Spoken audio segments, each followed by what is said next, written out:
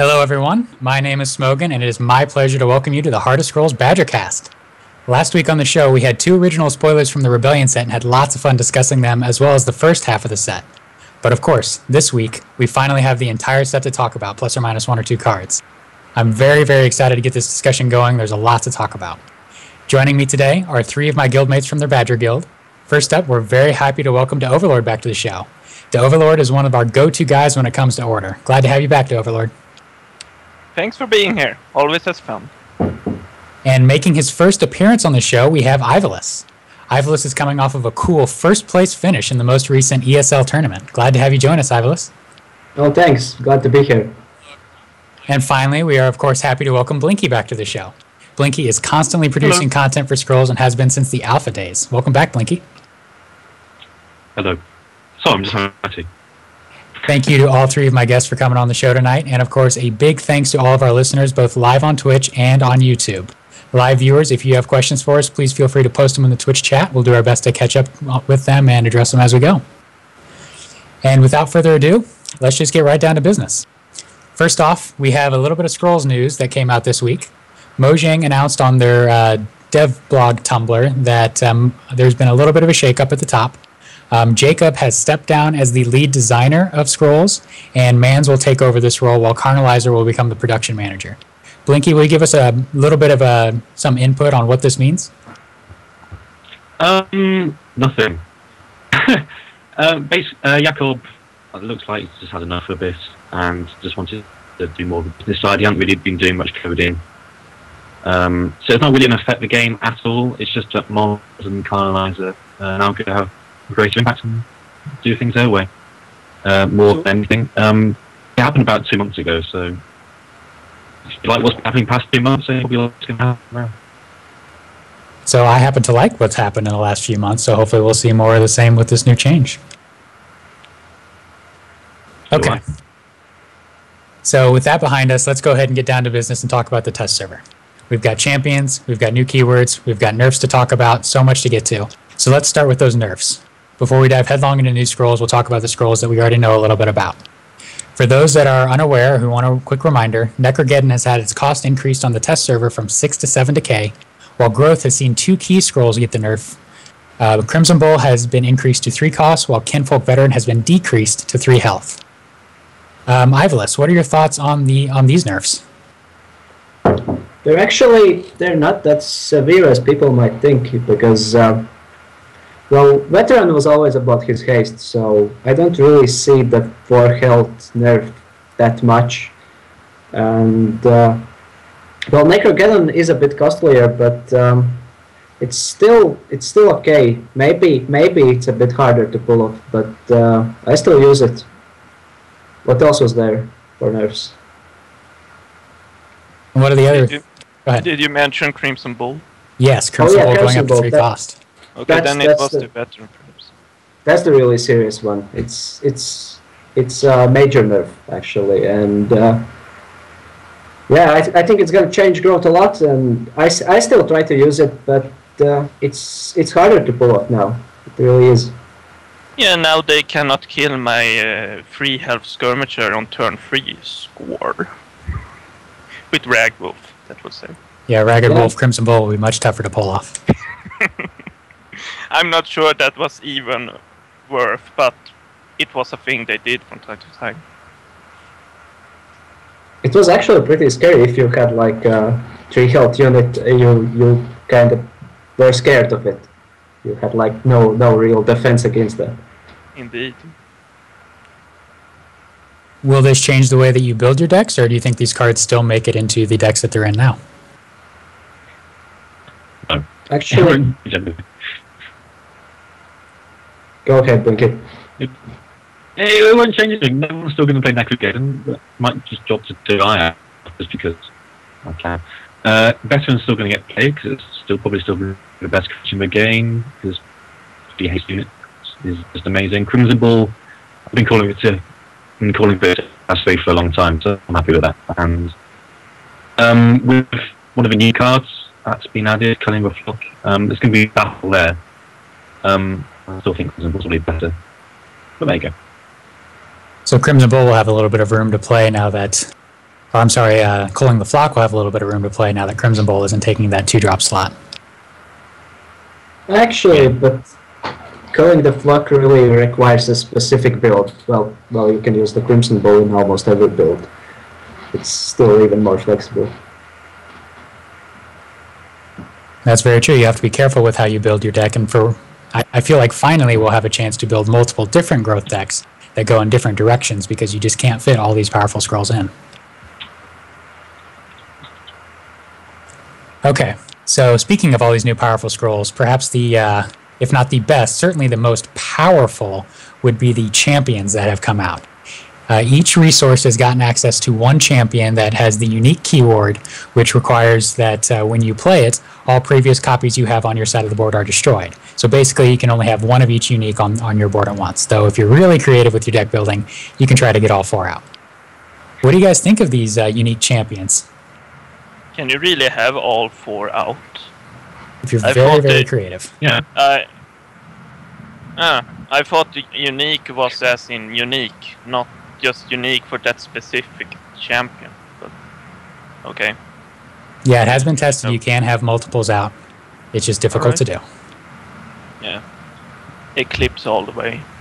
Yeah, and also, some might find that unintuitive, but you can have like 2 Nurus out if one is on your side and one is on opponent's side, for example.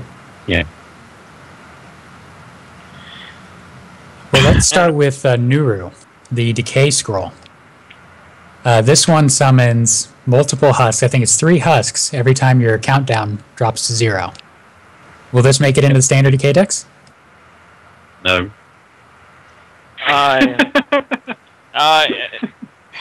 I think the answer will, for the most part, be from most of these, except for maybe the Energy Champion, is that I don't think any really of these champions will make it into the deck standard-wise.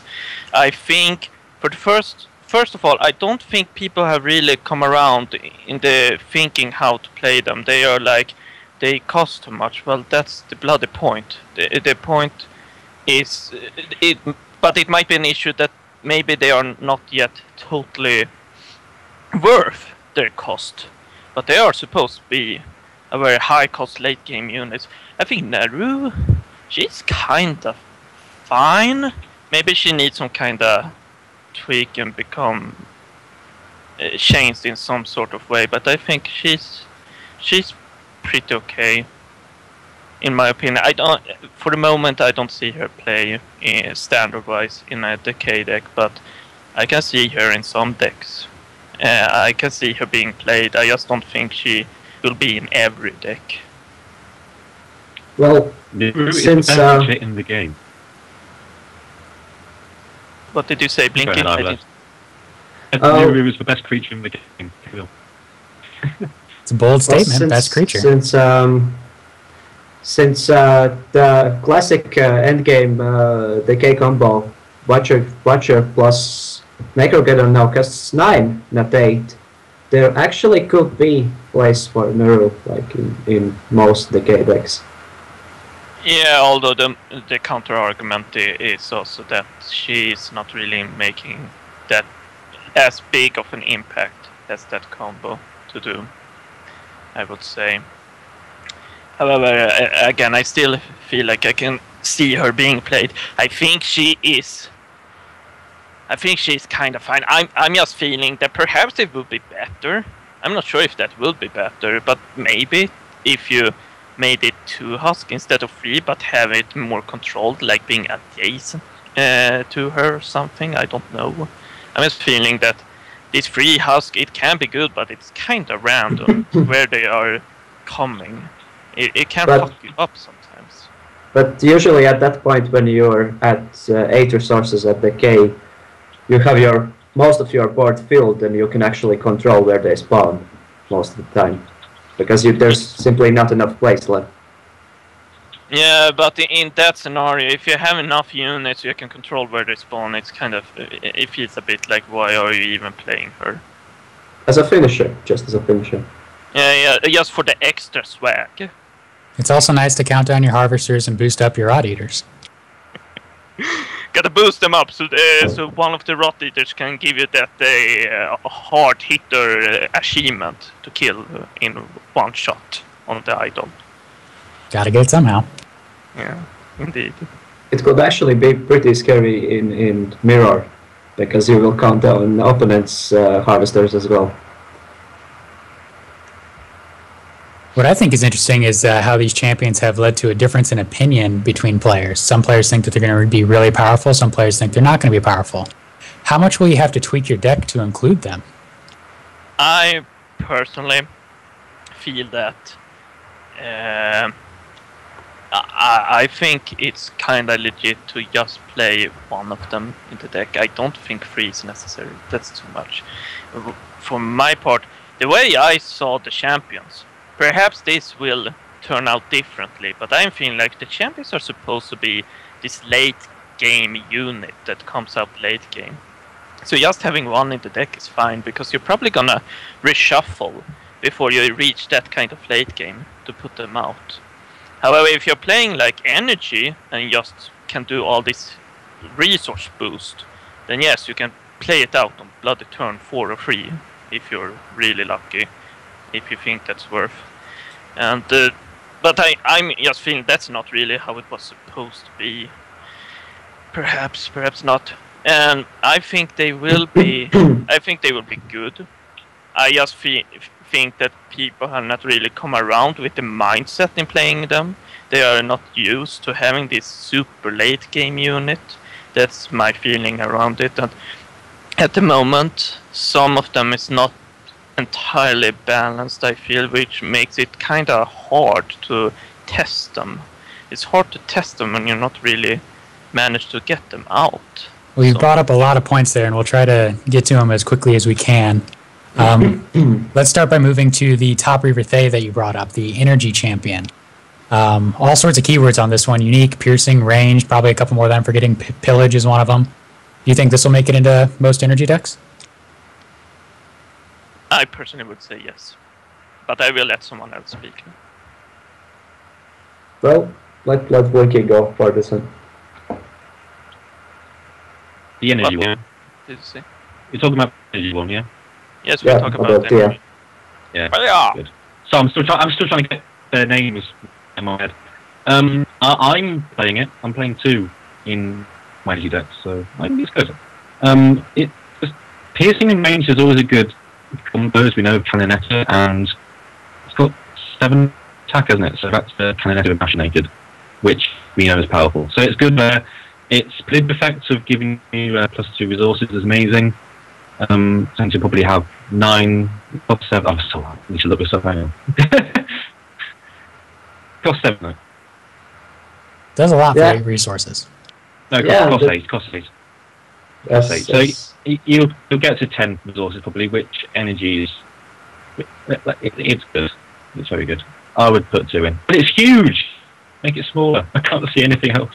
Are you talking about the actual icon on the board? It is definitely huge. It covers up the guy behind him. Yeah, when you got the stats on the stat cover, it's really annoying.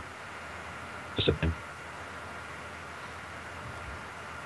Well, Yeah, I think that's as well. As you mentioned before, the scary thing about Tia is that you can actually, as Boinky today told me, you can pull her off at turn 3, get her on the field.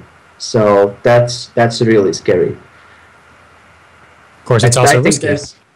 It's risky, but there's nothing that can deal with her at turn 3 at least.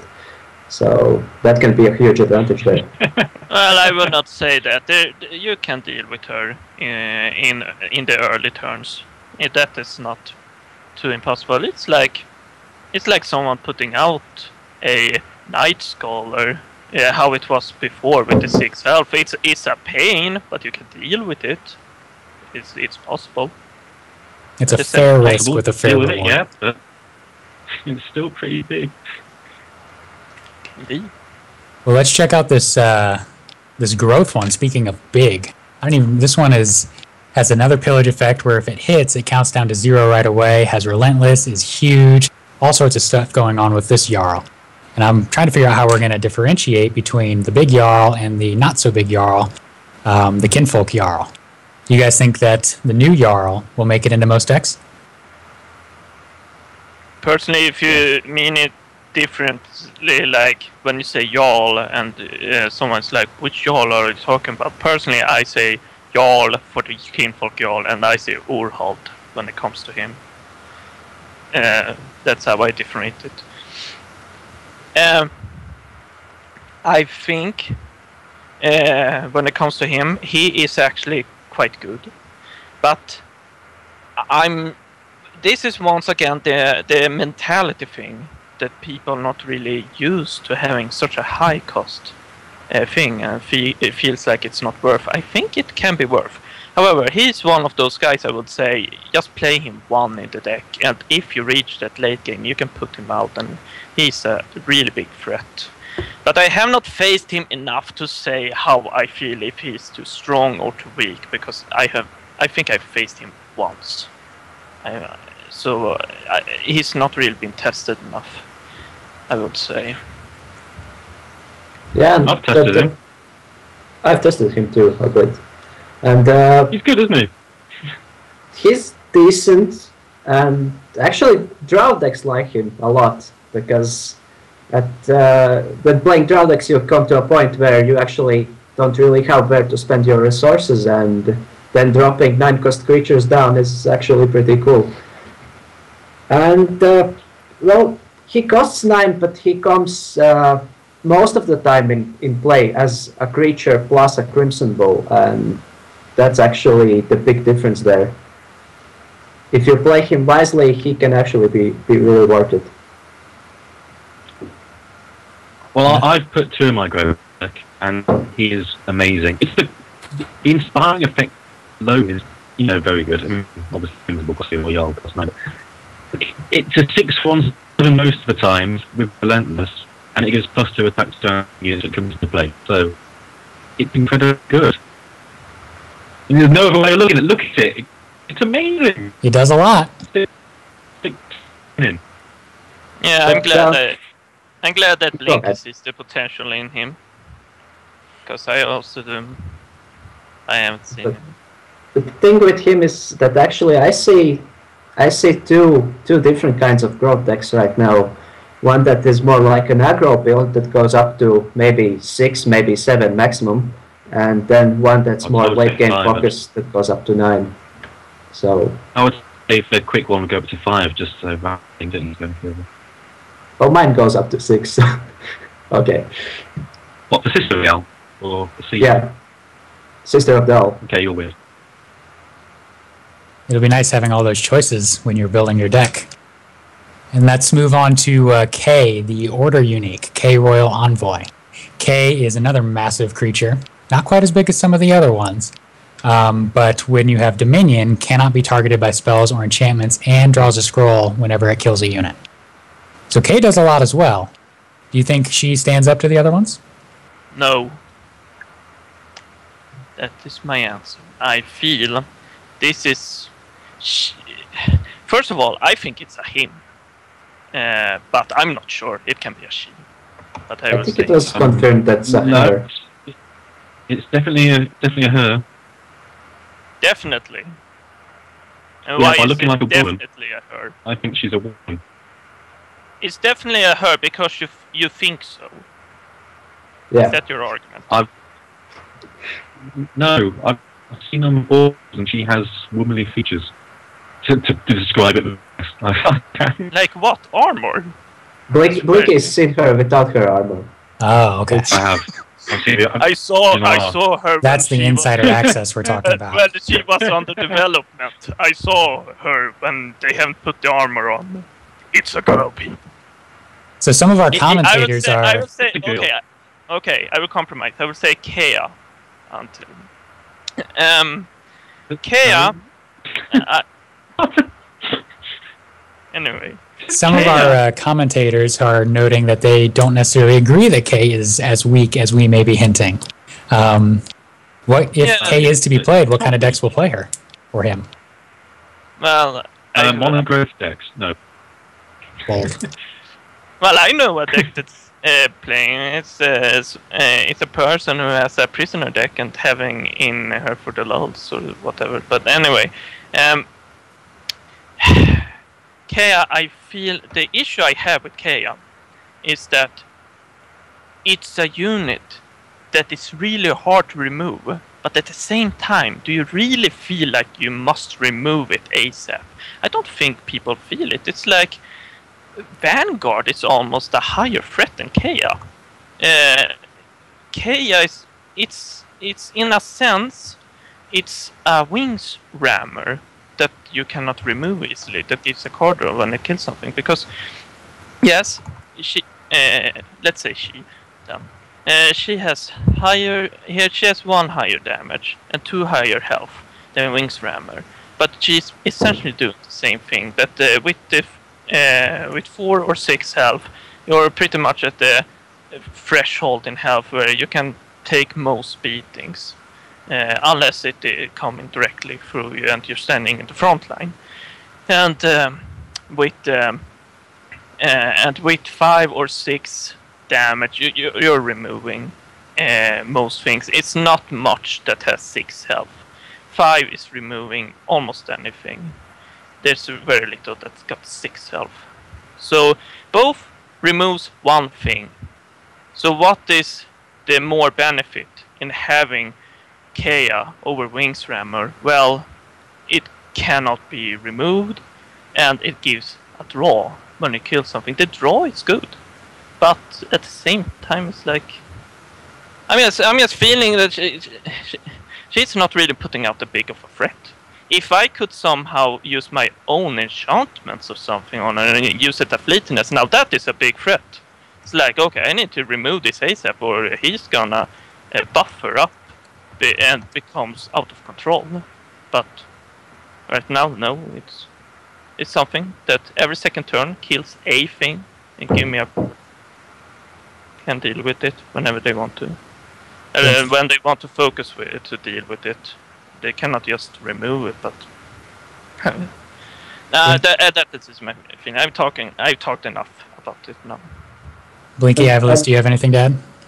Actually, the one point about Case, there's very little interaction with him, and well, there are combos with almost every other champion out there. You can I don't know, you can play Pillar of Fatigue plus Nuru, you can ramp very quickly into Tia, you can I don't know, Metempsychosis, the Charl, and you can really do nothing with K. There's nothing. You can speed it up, but it's really nothing cool. K just does her thing. Well, yeah, but it's boring. Oh, it's good. She can be made better. I think there are a couple of changes probably to make on par with the others. But she's just 2-6. I think that's good. She can't target. That's good. The drawing aspect is a bit weak, so that could probably be improved. The cost is probably a bit too high. That could be improved. She does have Relentless. That might needs to be put in, but I think she's fine. I don't know what you're on about. I've put 2 in my deck, and she's good. I don't think she's good, but alright, if you think so. We'll have to see what comes out when everybody's had a chance to get their hands on the scrolls. Can't be targeted and draws you a score whenever it doesn't destroys the unit. That's not good. Actually, at that point in the game when you can pull her up, you really don't need that card draw. What you want at that point is some kind of board affecting effect. So that card draw is not that useful when you're at 9 resources. But it's like the thing is, Blinky, that yes, it's good that she cannot be targeted with enchantment and spells, but that is only good if she's a big threat. She's not really that big of a threat. She is. Nah. Yeah. What game are you playing? 626. I'm playing Well, she can be chump blocked. Yes, that's what I'm saying before she got relentless. But 6 attack. That's a threat, isn't it? Look at the other scrolls. Nothing has 6 attack. Harvester Well, Elite, that's not and a as I properly told played. you, 6 attack without any relentless and such. It removes something. 5 attack does for the most part the same thing. It also removes something. It's not much that has 6 health. Most things has at highest 5 health. You remove things with 5 Good, but damage. there are also idols. There are idols to be hit, and 6 damage is a lot. And she buffed it with Duke and Fisherman, Focus, or whatever. She's If I want to fine. go, I'm not gonna use her so I can do 1 more damage on the idols. All right, well, let's I'm move using away it from just K for a good. moment, and let's talk about some of the other new scrolls that are available in the other faction. Let's start with Growth. Growth has gotten a lot of new additions in the Rebellion set, a lot in the first half and a few in the second half. One that I'm particularly interested in is the Earthborn Mystic. Earthborn Mystic will let you tutor up an enchantment every other turn when her countdown reaches 0 at the cost of 1 health, and I believe also provides +1 attack to all of your enchanted units. Is this the final piece to the enchantment deck that Mojang has been trying so hard to push? I was a bit distracted. What growth card are we talking about again? I was reading the chat a bit. That I was enchantment reading guy. this chat a little bit. Enchantment guy. Oh, Oh lord. Earthborn Mystic, the enchantment guy. That mystic enchantment. I thought I heard it. It was that. A new one. Okay. Well, I let someone else start off with it. Well, I can talk a bit about him because I've made deck that's based around him. So If anything, isn't that her? I'm What? pretty sure. I'm pretty sure that. We'll stay away from the gender question for now. Okay, fine. okay. Talk about I'm Anyway, pretty sure this is one that's going through a gender change, so I think it's best not to judge. Personally. so there, it's actually pretty good. It has nice stats for its cost. It's 2/4. I actually like 2/4 a bit more than 3/3, as it can be used as early defender pretty well, and it's very flexible. You can attack, you can defend with it. It's in the right spot that Growth needs the 3 cost, because right now we have only 1 creature at that spot that's played, and that's Breaker. And that card draw, basically you can use it. You can use it in enchantment decks to draw enchantments and then buff them, or you can just add some kind of enchantment for the card draw and then suck the enchantments for cards or resources. So basically a card draw. I mean, that's how I would be using it. I've tried an enchantment deck. It doesn't work only because enchantments just aren't powerful enough. But it's a I good start. disagree. I'm not in my normal growth. I don't think very good. I stuck in my normal growth deck. I had 2 3 shots, which is just good. And just got to find out what. Obviously, in a normal growth deck Vinyasa, I would only want to be running like 1 enchantment and missing all the time, just to get extra draw possibly. That's what I would be doing. But I haven't decided what enchantment to get yet, so I don't know that. Probably ranges or speed or something. I think Just get those. Get all 3 stag hearts on turn 6.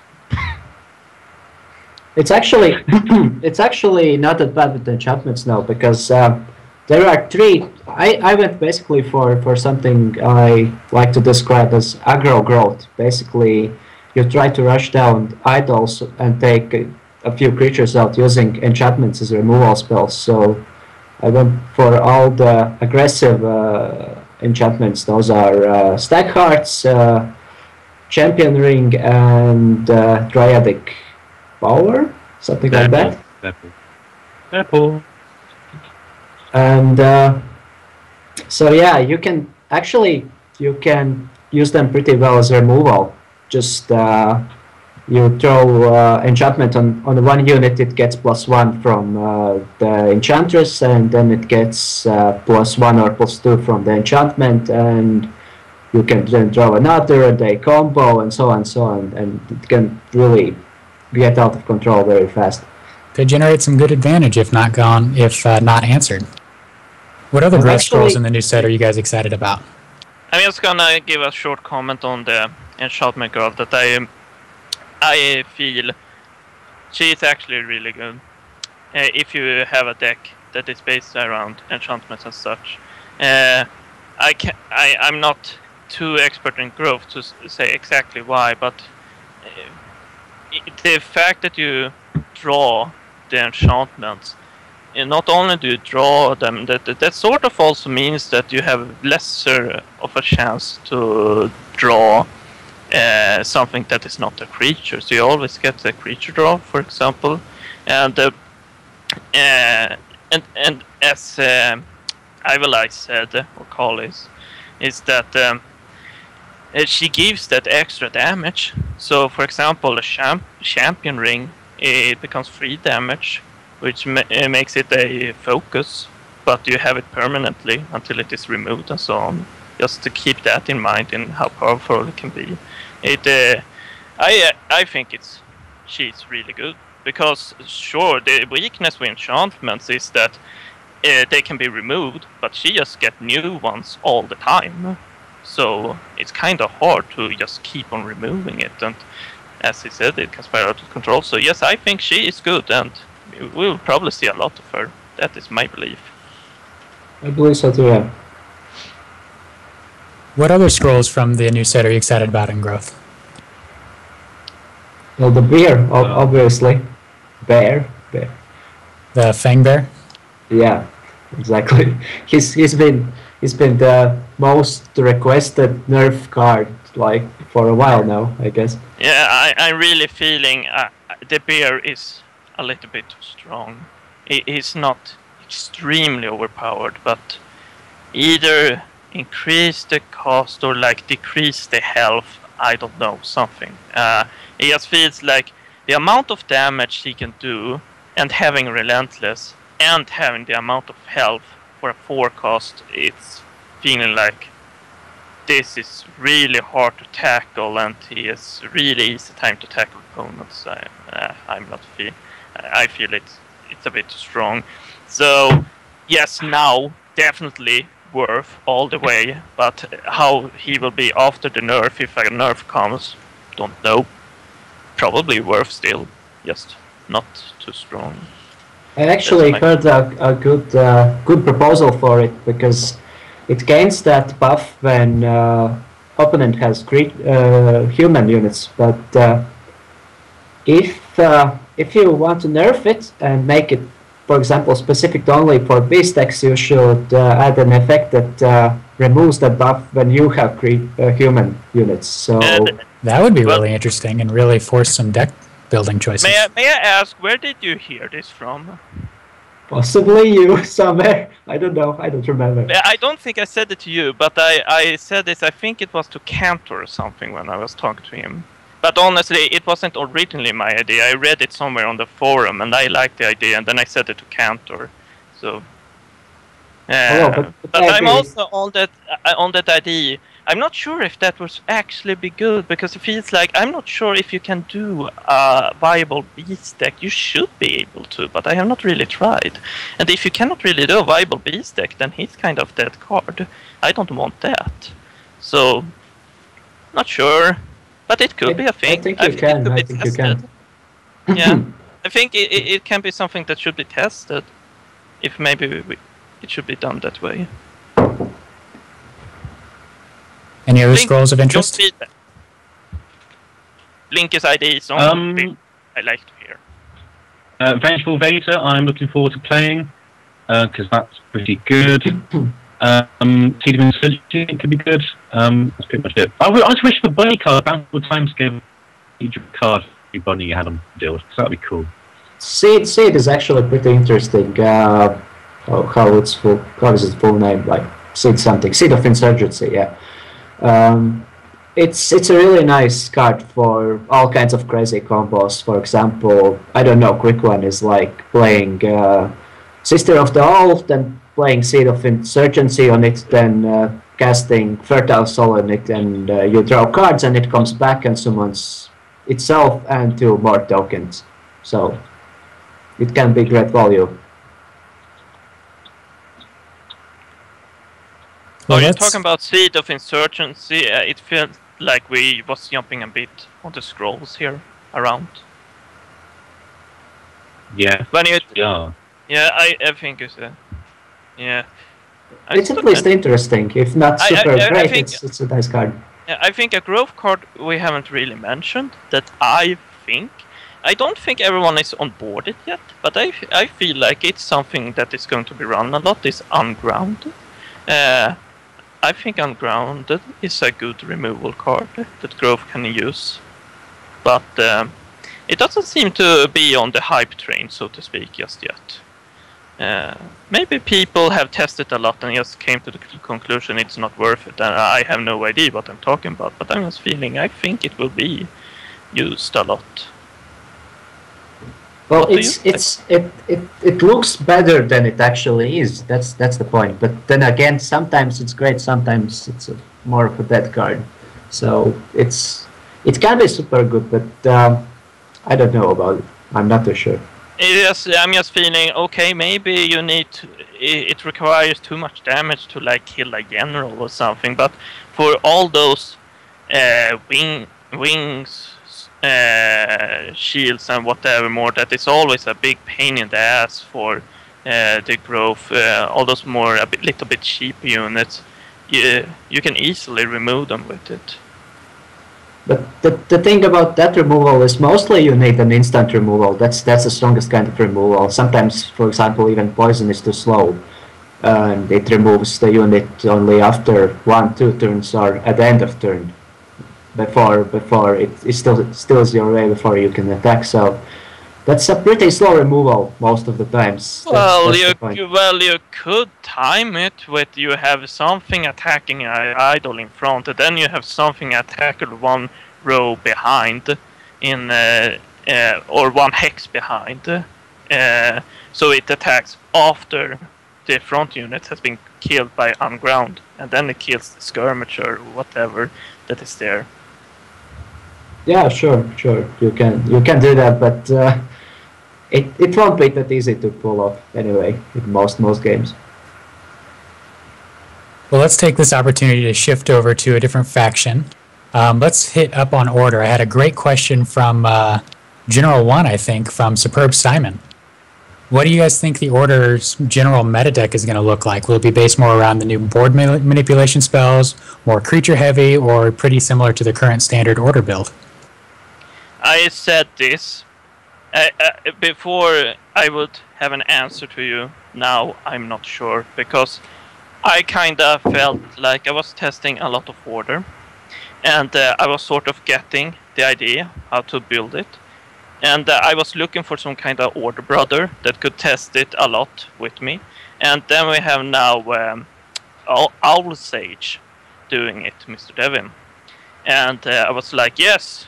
And then I saw what he's doing, and I'm like, I'm growing apples here, and he's building an airplane. It's totally different. So I'm not sure where the meta is heading, because he's doing something completely different than what I am doing. And it's working for him, and mine is working for me. So I'm not entirely sure where the Order meta is going. I can say what I'm playing, but what he's playing is also working. Essentially, he's using a lot of the Prisoner of War with great effect for the extra card roll and such, and not really using Imperial resources. While I'm very focused around the defensive mechanism that you can utilize with having the Wings Warder, which is not as relied on. That is to take it short. Blinky, what do you think the key scrolls are going to be for Order in the new metagame? My build, I've been thinking about it pretty much the same. I've just swapped in a couple of all the cards. I've added in Wing and K because I like them. I mean, it's still pretty much the same sort of structure. I had to flip, I put K in, I had something, I did Wings Warder, it's awesome. So that's pretty much, I mean, most of the new cards I'm not too excited about. I think they're generally just too weak. I mean, Wings Cleaver could be good.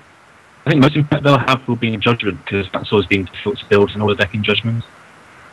So yeah, now they've got creatures, so that's good. but most of the order cards are not too excited. But the ones that I've added into my deck are very powerful, like Kayn and Swords. I think Order's Did you mention Galant Defender? Because I think no. it's pretty good in most matchups like Growth and Decay. You are mostly 1 or 2 creatures behind, and it's going to have the 2 armor most of the time. So it might find a good. Also, it might find its place as a good defender. Also, something I have to keep in mind when it comes to Galant Defender is that there's not much that is dealing 6 damage. Which means that when she has that armor, it's not really 6 health she's providing 8 health. Because they have to often attack her 2 times to take her down. So that is really helpful. So yes, I think Galant Defender is actually really good. I will not call her a mandatory card that you must have. But she is really good and I'm running her. For me, personally, but again, Devin has proved me kinda that these mandatory card is not mandatory. Is that for me the mandatory card is more Wingswarder is for me mandatory, and with it I can use it Fleetness to great effect. I always get some kind of value from the Fleetness because they cannot remove it in time, and so for that is also mandatory for me because it really provides high tempo for me and good damage output. Then I would say it's not mandatory, but the Wings Cleaver is a highly recommended card for me. I only run 2 because still it's a bit of a late game unit. But when you get an idol down, that thing is a powerhouse. And even when it doesn't have the Dominion effect, you can play it if you, for example, time it well with a general, so it trigger next turn or something. And that is after all 4 damage with a Relentless. You can do stuff with that. And it has 5 health, so you can have it as a sort of blocker if you lack other things to protect. So it is a good card and a good staple. I would highly recommend it. So that is the 3 new cards, so to speak, in my deck from the live servers that I'm using. Then I have a bit other stuff, but I'm not sure if they are there to stay, but Cleaver, Wingsward and a Fleetness, they are there to stay for me. Yeah, I agree. And actually, I've heard from some people that running Wingswarder is a bit. Well, they won't run Wingswarder because you lose tempo because that's a creature that can't attack and it's mostly a blocker. But what you do actually is you compensate that loss of tempo by running Fleetless, which I actually like. You gain it back at some time. So that's great. Also, I think that's something I understand their arguments, and again, Devin is sort of, in Devin's deck, I would say she's not mandatory, she's more recommended or great, but he can actually survive without her. I would say, I understand, she is a bit of an annoyance how she's taking up a hex space and doing nothing, just standing there. But at the same time, it all comes down to board presence. Board presence is what wins you the game. And you are protecting 2 things with her, which gives you more board presence. So yes, you lose tempo, but you are gaining board presence. And I think if you can have board presence, that is more valuable than the tempo. I think pretty much that Decay has shown that. Decay is not about tempo, but it's about the board presence. And the same logic goes to her, I would say. So Wingswarder is like an insurance policy. It's exactly. Really, really annoying from a turn-to-turn basis while you're having to deal with it being out there, not really doing a whole lot. But when your opponent has a Violent Dispersal, when your opponent has a Thunder Surge, then you're glad that you have her. And also something I didn't really think about. When it came to Decay, I was just thinking about, now I'm safe from Damning Curses. But actually, if you play it smart, you're also, and you get enough, which will say at least 2. You need 2 to make this work. If you get 2, you can avoid the Bloodline Curses. And that is a major thing. If you can avoid the Bloodline Tainted, then their poison is really, it's really slow. They cannot remove with enchantments fast then. So that is a big deal. Well, since we're talking about Decay's large suite of removal spells, let's go ahead and transition over there and talk about some of the really, really interesting scrolls that have come out there. I'm particularly intrigued by Blightseed. Blightseed has to stay on the board for a full turn on one of your units, but if it does, it gives you 2 cards and 2 temporary resources. Does this become a must-play in Decay decks? In my opinion, yes.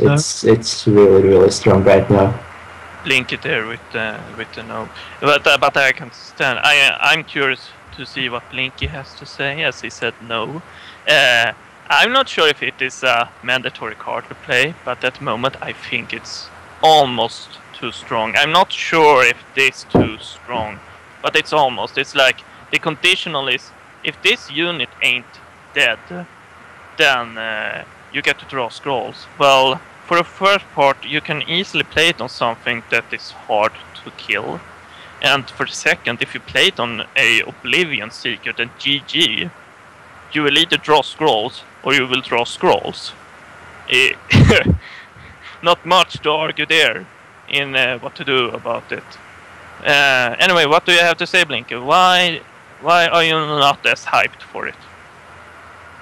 I think it's good. I probably just rather be playing a creature, and possibly drawing 2 or thinking a bit. But it's just my personal preference. I mean, it's fine. It's probably to have there, but not mine. So I found that basically that the tiny bit of tempo you lose, that for example you don't play 1 creature turn 4, next turn you have 2 more resources and 2 more cards. So most of the time you will drop at least a bigger threat or 2 creatures. So you gain it back. True, but in that 1 turn, a lot of things can change.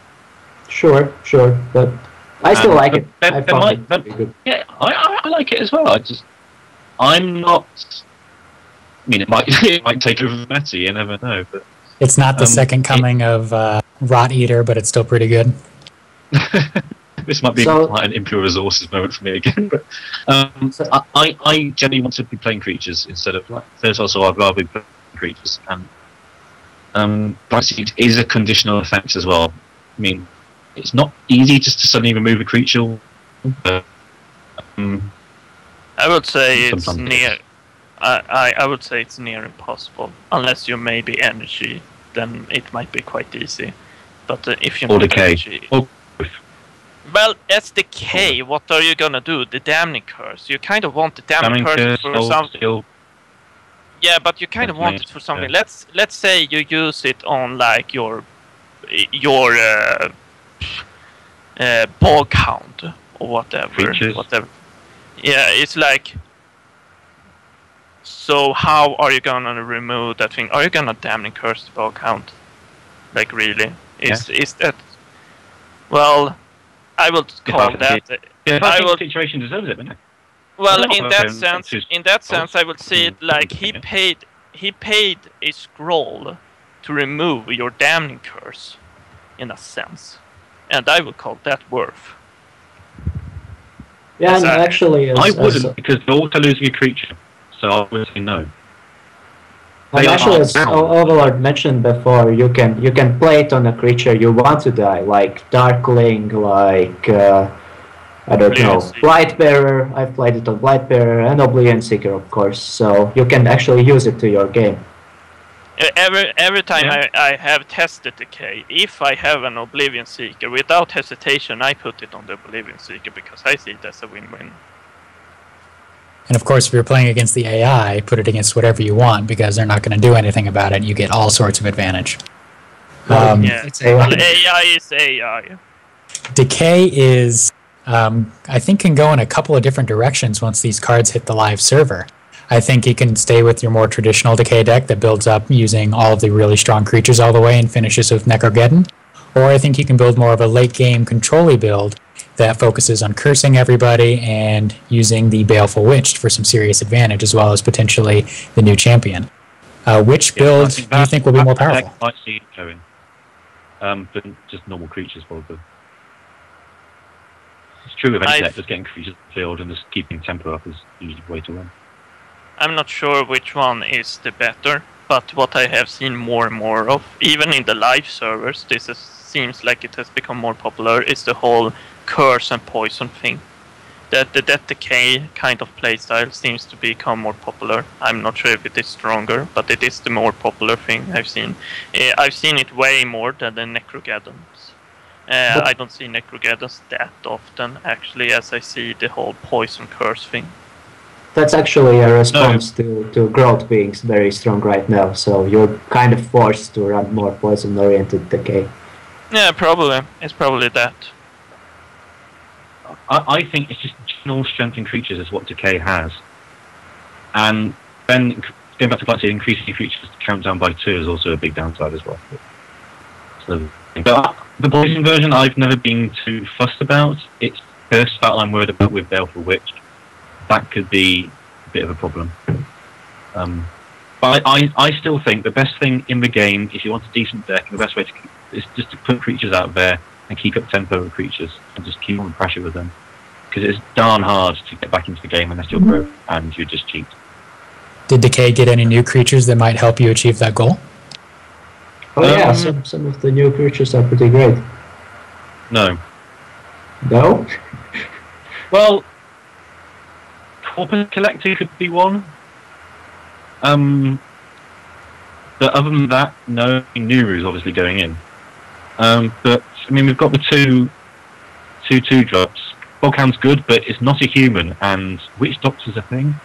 So I'd rather have a human there. Arcan's Disciple, 3/3. Whenever it destroys creature, per time the same row take 1 damage. Maybe I would rather have Lightbearer still. Baleful Witch might go in. Might just add Bloodline Taint as well, instead of maybe Return to Nature and use that combo instead to take out rats and things. So that's probably the only possibility. Corpus Collector, as I said, could go instead of Hunter because of Languid. Stitcher, I'm not too bothered about. But yeah, I mean, Pestering Freak, no. And I'll stick my reason for the 2 drops. So I don't really think there's going to be too much change for that deck. But for the, if you create a new one, then I suppose maybe something will go in. I mean, there's probably a new, there's going to be this Stitcher, say whole Stitcher Baleful Witch Dominion deck. I don't know. Maybe Bladehouse might go in because of Nuru. But I would say no. I would say humans just all because they're good. I've seen Decay decks that try to abuse the death mechanic even more than before. So Corpse Collector actually is pretty great in that build. You can spawn very much those as tokens, and it's good, but 3 health for a 4-drop is risky. Risky, but still, it's pretty okay. It's good, but generally with the way Decay builds have been going, you want to use them as defenders more often than not in front of a Witch Doctor. So this would probably go like the back end of like a Cursemonger, and that's why Hunter is deck going, because it's just got 5 health, which is amazing. So it's pretty much choice between those, just not dropping Cursemonger at all. It's amazing. I actually like Stitcher a lot, but it's a bit too fragile right now to run it. But it's so amazing. It interacts with everything. Decay. You can buff creatures. You can, I don't know, like use it with Blightbearer to poison a roll. You can do all kinds of crazy combos with it, but it's a bit too fragile to just risk it. That's too bad. Yeah, and I don't really like sacking my own creatures, especially just to give it +2/+2. I mean, Decay's effects are good when they die, but they're going to die anyway, and generally so why, do it like make Harvester attack probably, maybe stick it next to a Watcher, but nah, it's a 2/2 as well, so no. Like I'm not playing Decay extensively. Decay is one of these factions, like I can play it, but to be really good at it, you need to train a lot with it to understand all the synergy in it. So I often do not give too much input on it. However, I feel like Boghound, I can see why some would not run, but I think it's solid, and it will probably be run by some. Baleful Witch, I actually think is really, really good, but I don't know, maybe it's not. But it's okay. Yeah, why did you say again? I think you mentioned it, but I didn't really grasp exactly what you said. With why do you not think that Corpus Collector is a good card? Because I thought that would be actually quite a good card to play and be something that is going in. It's tough because it's competing with the Cursemonger spot in the deck, and Cursemonger is so key to a lot of things that Decay does already. Well, of course, you're not going to remove the Cursemonger, then you're crazy. But can't you have both? Is that really impossible? There are currently 3 spaces generally if you're going normal sort of build, but I've kind of changed mine a bit to have all 3 anyway. There's Life Stealers, Cursemongers, and Hunters currently. And then you can either swap over Life Stealers or Hunters for another spell, like Watchers or whatever. That's how it was before. But if you're going to... currently, Corpus Collector has 3 health, which is weak. Probably not going to make it to an attack, is what you're saying? Well, you are getting Husk, which is decent. It has got 4 attack, which is good. Husks don't attack for 3 turns, but it's a body. I'm just saying, compared to Hunter and Life Stealer, which are generally a sort of slot, I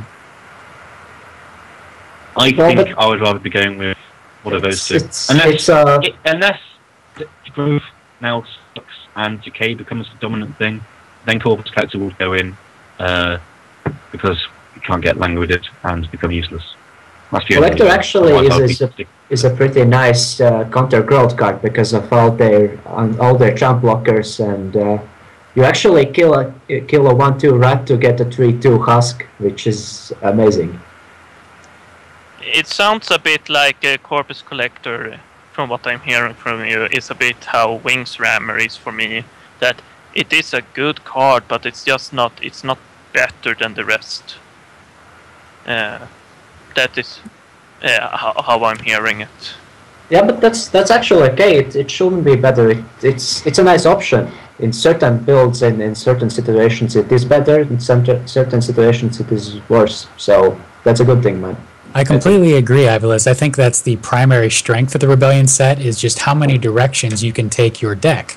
Even whether you have all of the scrolls in the game, you have a lot of choices, or if you're a newer player or a middle-level player and you're just working on creating a really strong deck, you finally have just all of these choices for almost every resource cost and every faction. I'm really excited about it. But on that note, let's move on to the final faction. With the rest of our time here, we have Energy to talk about.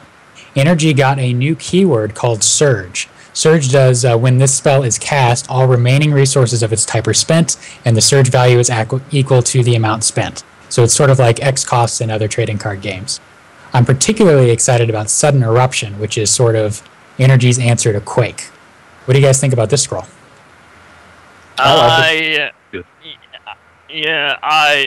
It seems like people have a bit of mixed feelings about it. I think I think it's good. Even great. What I'm feeling most from it is that I think it should be good, especially against Energy's biggest nemesis, the growth players, because they often have issues against growth, and this is really good against growth. Growth has many 2 units, so even if it is RNG, you're probably gonna remove a lot of stuff with this against a growth player. So, and that is their biggest nemesis. So that is a big bonus. Then it is quite okay against the others, I would say. It damaged them down. It's RNG, so you do not necessarily damage exactly the thing you wanted to, but you're gonna damage a lot.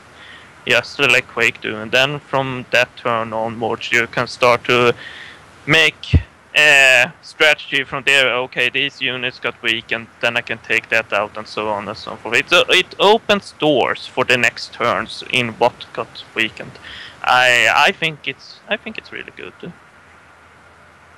Someone who has really good. more advanced. It's Thunder Surge. It's probably going to replace Thunder Surge, but it might run both. You never know. But it's really easy to get a lot of energy now. So it's going to hit every single creature they have. And it's just pretty strong. That's pretty much what you're going to say. Surge is a pretty good ability. The other, this just strike seems pretty decent as well. Yeah, and actually, when people compare it to Thunder Surge, like I don't know, good Thunder Surge is 3 creatures, that's 6 damage, but to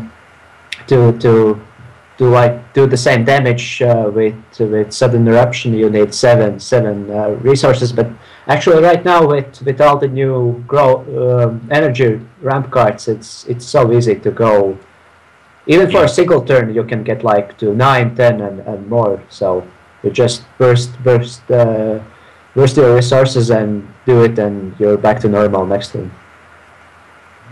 I mean, the other energy scores I like are Electrify. I think that's quite fun. I know no one else likes it, but I do. Therefore, it's good. Hired Smuggler is pretty nice as well. I like Formation Conduit. I like Power Trip. Hired Marksman, I think, has 1 less health. I think it should probably be a 3/3/4. And there's 1 energy score missing, which is hopefully going to be a 5-drop, and hopefully it's going to have 5 health and be good, because energy needs something that isn't Gravelock Elder. I hope for a 4/5 ranged piercing. Good luck with that. Yeah. But I think energy needs something good at 5 with health.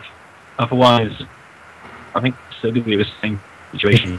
You're tired of playing Gravelock Elder as that 5-drop with no other Gravelocks in the deck? Yeah, pretty much. Well, you don't really need it. There's no reason why energy can't have a good 5-drop.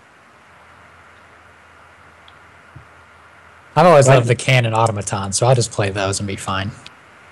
Yeah, it costs 6 though. It costs 5. Anyway, I know now you can play Power Trip and stuff and drop things whenever you like, but it still counts. Anyway, you didn't really bring it up, so I'm gonna do it now. What do you feel about Ecomaton? Because I think it's really good, but I've seen that you people do not necessarily run it. I'm curious to why. I'm running it. I think it's awesome. It's kind of like Wonder in a way that punishes the opponent for playing spells, but it's more controllable way. So you play it on turn 4, on turn 7, 8, it's already 5/3, and it's actually a problem then. And you destroy it, okay, oh well, I get 1 extra resource. So it's nice. It's nice. I like it a lot. As a rule, things that your opponent can control the outcome of, they are pretty bad. Well, they can't, because basically if you try to remove it, you're already giving your opponent 1 energy with removal. Yeah, I will not say they cannot really control creatures in this game. Yeah, but I will not really say they can control the outcome of a Ecomaton. Okay, they sort of can, but it's like you control it by using no spells. Is that really worth it? Is it worth it just to not give that 1 resource? And yes, it is a big thing, but again, you're trying to avoid giving them 1 resource by using no spells at all. Is that really worth it? It's barely controllable, I would say. It's more the attack getting out of control that I'd be worried about. I'm not too bothered about them gaining a resource all too much. I mean, it's good, but I just don't think it's too good. Yeah, but in that case, I'm just saying it's like it's a free resource, and you have to use some kind of spell to... Yes, but if it has more than 3 attack, it is not always going to do that. There are creatures in this game, and it's difficult for energy not to have its creatures die. Sure, yeah, I'm no energy expert. I just think it's... Yeah, I think it's a great card. I'm just not seeing it too often, which is kind of surprising. It's a 1, 2, 3 for 4. That's not always. Not well, always. I will not. In a sense, it's a 1, 2. It's a 1, 2, 5. The bear. Well, is it really? 1, 2, 5. Where you got that from? Well, because he's conditional. There has to be humans around. It's like, well, he almost always has 4. It's like Ecomaton. Yes, it has 1, but it's probably gonna at some point play a spell, and he's gonna get at least 3. Well, the way to get this to work would be Scout Automaton, and they would have to attack. Well, let's I'm just not too fussed about it. well let's transition to Fulmination Conduit. I think this is another scroll that has people that not everybody thinks is going to be great, but some people think will be pretty good. Fulmination Conduit offers you the ability to build it up slowly and gain a lot of energy at once, or it could just get quaked and you're just out the scroll. Do you guys think this will see play? That's another scroll I actually like. I'm running it, and it can really fast. It can spin out of control. So you play it on turn 3 as, for example, a wall to protect your creatures because you don't need at that point the extra energy. Maybe opponent ignores it. Few turns later, you can get 4 or 5 resources already in a single turn. So it can really mess with the opponent. I think it's really good. I'm playing it 3 and 3 hard smugglers, just some guaranteed one every time a hard smuggler hits, and then I can just keep ramping. So I like it. I also think it's I think it's good, personally. I'm not sure if it's good just against Order, because I don't have much ways to really remove it in time or in an effective manner. Maybe the other factions has better way to remove it effectively, so maybe it's not as good as against other factions, but I don't know. But I think it's really good. If your opponent removes it, you're not losing anything but a creature and just a unit. It's just there anyway. Weren't you the guy who put so high importance on creatures having it on board? How it's a big thing to lose it. Yes. Yes, finally. It sounds. Yeah, but it would. this would be a 3 health creature anyway, and so it would die. But there would be. It's difficult for me to put. Either you are gaining a lot of resources in turn, say 2 or 3, that's fine, and which you can use to your advantage. But you're not really losing anything other than a creature. And you are using a opponent's removal spell. I think it's just the way energy is built. Decay is important for creatures to get stuff on the board. Really important to just build up pressure with that. Growth kind of as well, especially Order as well, but for energy it's different, all this sudden ramp spells and things like that. So that's why I think it's good, because it can be there and you can just get more with hired smugglers, and I like it. That is a fair reasoning. Fair enough, I would say. Conduit feels... Go ahead. Oh, no, you go ahead. I was going to transition. You go right ahead. So, I actually like the fact that Conduit, you play it on turn 3, for example, and you ignore it for a few turns, and it actually becomes a bigger threat every turn.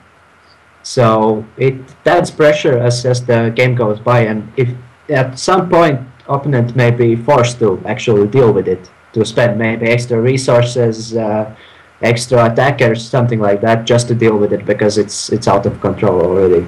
So you can just ignore it yourself, but the opponent will be forced to do something against it.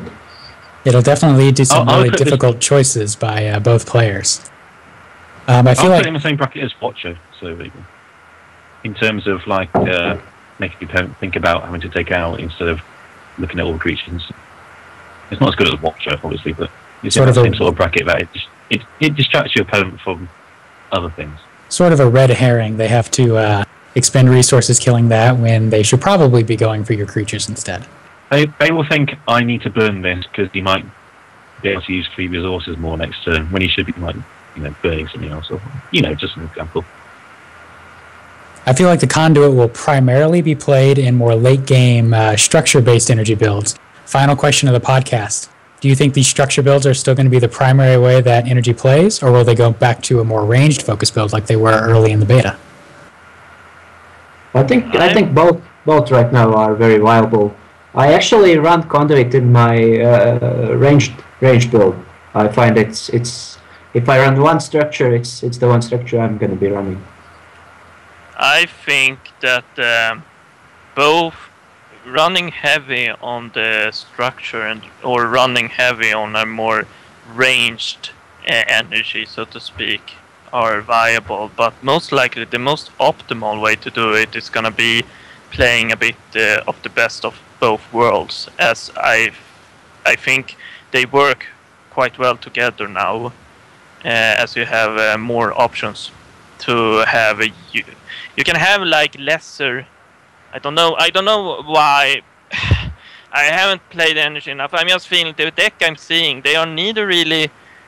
They have a lot of structures, but they also have a lot of creatures. They are a bit mixed match about it all, and it's working really well. So I think it will be again a bit of a best of two worlds there. They will run the best structures and the best creatures in it. Yeah, that's a bit of a same thing. Yeah, that's a viable option actually. Running hybrid energy, so called. Basically, a few structures and a few ranged creatures. That already is an option. So it's even better now after these new spells. Any final words on the energy decks? I'm trying. My only.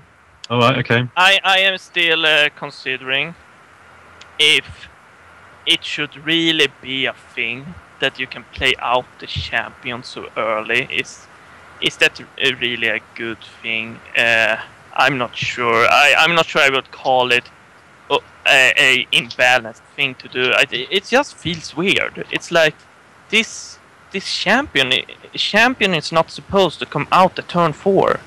That is like not the point. So that's what I'm a bit grumbling about, or whatever the word is for it, thinking.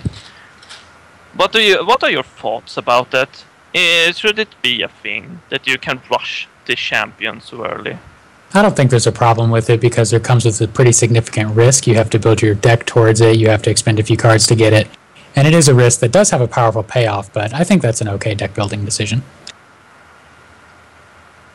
Blakey, tell us about your Electrify decks.